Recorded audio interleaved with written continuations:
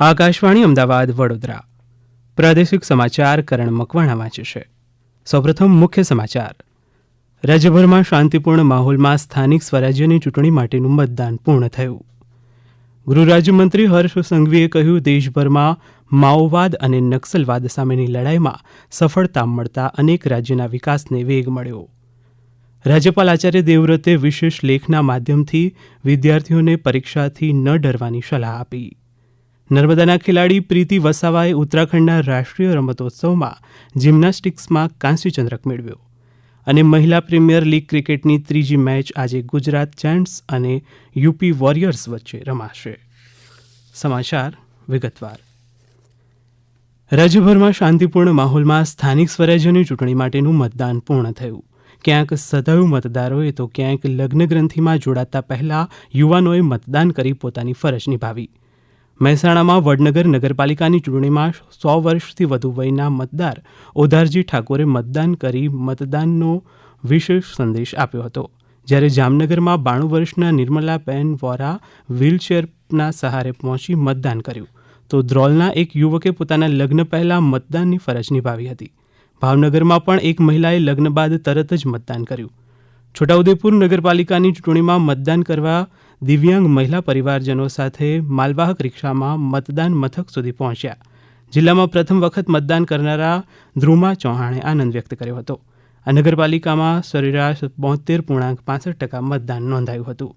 પંચમહાલમાં કાલોલના મોગલવાડા વિસ્તારમાં રહેતા 75 વર્ષના મહેકુંજા બીબી શેખે મતદાન કરી સૌને મતદાનની ફરજ નિભાવવા અનુરોધ કર્યો હતો. ભરૂચમાં જંબુસર નગર સેવા સદનના વોર્ડ નંબર 1 જિલ્લા પંચાયતની આછોદ બેઠક પર પેટા ચૂંટણી માટે મતદાન પ્રક્રિયા યોજાઈ. ખેડામાં સાંજે 5 વાગ્યા સુધીમાં, ચકલાસીમાં 77.29, મહુધામાં 64.94, ખેડામાં 64.42, મહેમદાબાદમાં 58.25 અને ડાકોરમાં 55.58% સરેરાશ મતદાન નોંધાયું હતું. જ્યારે કટલાલ તાલુકા પંચાયતમાં 60.67 અને કપડવંજ તાલુકા પંચાયતમાં 61.46% સરેરાશ મતદાન થયું. સુરેન્દ્રનગરની થાનગઢ નગરપાલિકામાં સરેરાશ 54.73% મતદાન થયું. બોટાદમાં બોટાદ નગરપાલિકામાં માત્ર 27.09% અને ગઢડા નગરપાલિકામાં 57.43% મતદાન નોંધાયું. મહીસાગરની લુણાવાડા નગરપાલિકામાં સરેરાશ 59.93% મતદાન થયું. ડાંગમાં સુબીર તાલુકા પંચાયતમાં સાંજે 5 વાગ્યા સુધીમાં 44.72% સરેરાશ મતદાન નોંધાયું છે. તાપીની સોનગઢ નગરપાલિકામાં સરેરાશ 58.54% મતદાન થયું. જૂનાગઢ મહાનગરપાલિકામાં અત્યાર સુધી સરેરાશ 39.8% મતદાન નોંધાયાના અહેવાલ છે.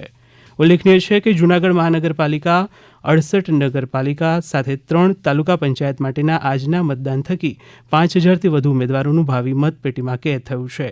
જૂનાગઢ મહાનગરપાલિકામાં 8 બેઠક અગાઉથી જ બિનહરીફ થઈ છે, જ્યારે 66 નગરપાલિકાના 24 વોર્ડ પર બિનહરીફ જાહેર થયા છે. આજે કેટલીક જગ્યાએ ઇલેક્ટ્રોનિક વોટિંગ મશીન ઈવીએમ ખોટકાયાની ઘટના સામે આવી હતી. મંગળવારે 18 ફેબ્રુઆરીએ મતગણતરી હાથ ધરાશે. ગૃહ રાજ્યમંત્રી હર્ષ સંઘવીએ વાયુસેનાની પ્રશંસા કરતા કહ્યું કે આપત્તિના સમયમાં લોકોને બચાવવામાં વાયુસેના સૌથી આગળ હોય છે. ગાંધીનગરના નીલંબર સભાગૃહ ખાતે વાયુદળ મંડળ ગુજરાત શાખા દ્વારા યોજાયેલા 8મા વાર્ષિક સ્મારક વ્યાખ્યાનમાં શ્રી સંઘવીએ આ મુજબ જણાવ્યું. તેમણે ઉમેર્યું, ગત 10 વર્ષમાં દેશભરમાં માઓવાદ અને નક્સલવાદ સામેની લડાઈમાં મહત્વની સફળતા મળી છે, જેને કારણે અનેક રાજ્યના વિકાસમાં વધારો થયો છે. एयरफोर्स ये मात्र जंग के समय काम करने वाली फोर्स नहीं है.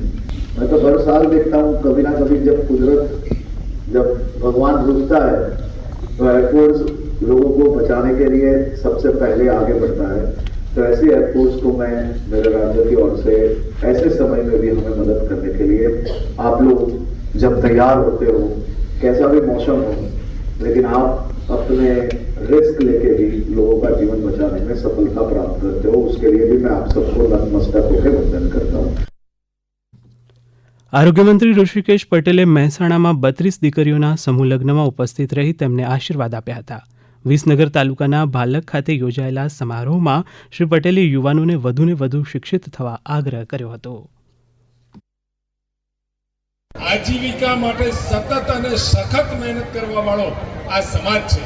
તો પોતાના દીકરા દીકરીઓ પણ ભણશે એની મને ચોક્કસ ખાતરી છે. અને આપ સૌ આવતા સમયની અંદર ભણતર ઉપર ભાર આપી અને આવતા સમયનું આપણું ગણતર અને જે આપણું જણતર છે એ ચણતર કરે પેઢીનું, એવી ભાવના સાથે આપ સૌના આશીર્વાદ મળ્યા છે, ઉત્સાહ પણ મળ્યો છે.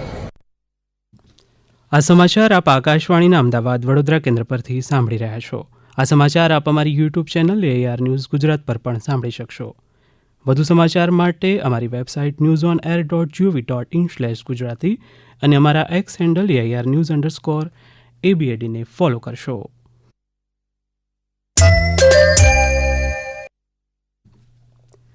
રાજ્યપાલ આચાર્ય દેવવ્રતે પરીક્ષાને આત્મવિશ્વાસ અને પરિશ્રમનું પર્વ ગણાવી આગામી પરીક્ષાઓને ધ્યાનમાં રાખીને વિશેષ લેખના માધ્યમથી વિદ્યાર્થીઓને મહત્વપૂર્ણ માર્ગદર્શન આપ્યું છે.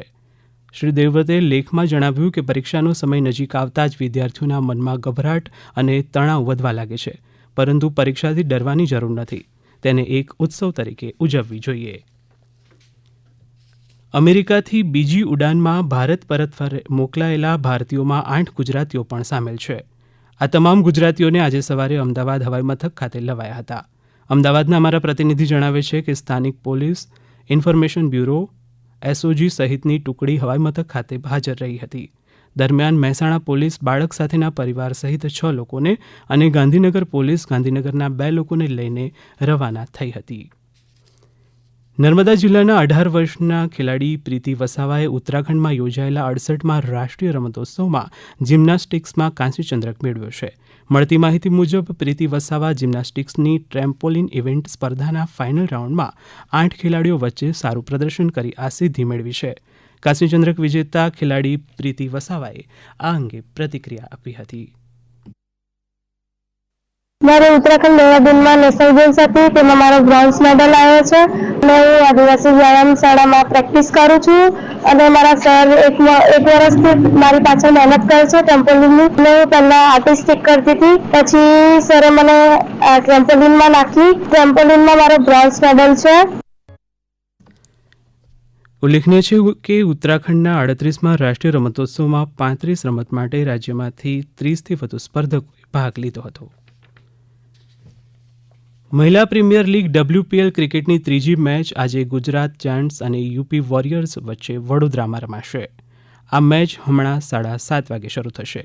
હાલમાં મળતા અહેવાલ મુજબ ગુજરાત જાયન્ટ્સે ટોસ જીતીને પહેલા ફિલ્ડિંગ પસંદ કરી છે.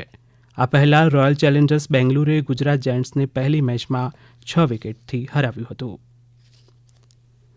માહિતી અને પ્રસારણ મંત્રાલયના સચિવ સંજય જાજુએ આજે કચ્છમાં આકાશવાણીના ભુજ કેન્દ્રની મુલાકાત લીધી હતી.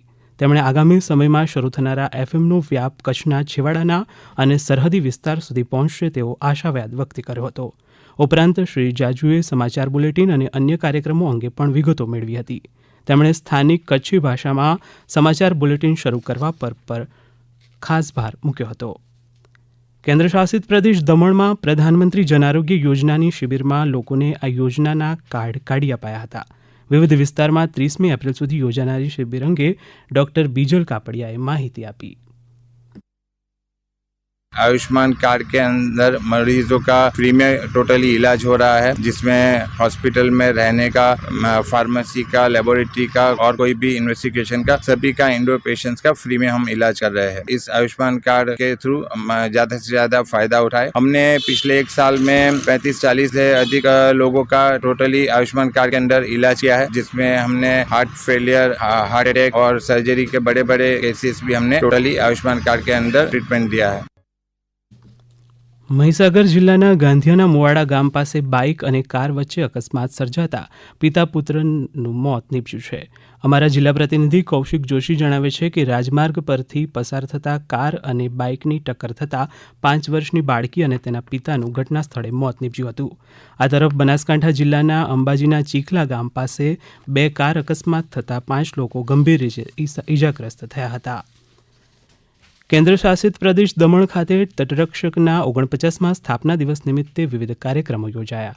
2 દિવસના કાર્યક્રમમાં દમણ, તાપી, સિલવાસા અને વડોદરાની વિવિધ શાળા કોલેજોના 800 વિદ્યાર્થીઓએ ભાગ લીધો. અમારા પ્રતિનિધિ જણાવે છે કે આ કાર્યક્રમમાં વિદ્યાર્થીઓને તટરક્ષકની પ્રવૃત્તિઓથી વાકેફ કરાયા હતા. અંતમાં મુખ્ય સમાચાર ફરી એકવાર. રાજ્યભરમાં શાંતિપૂર્ણ માહોલમાં સ્થાનિક સ્વરાજ્યની ચૂંટણી માટેનું મતદાન પૂર્ણ થયું. ગૃહ રાજ્યમંત્રી હર્ષ સંઘવીએ કહ્યું, દેશભરમાં માઓવાદ અને નક્સલવાદ સામેની લડાઈમાં સફળતા મળતા અનેક રાજ્યોના વિકાસને વેગ મળ્યો.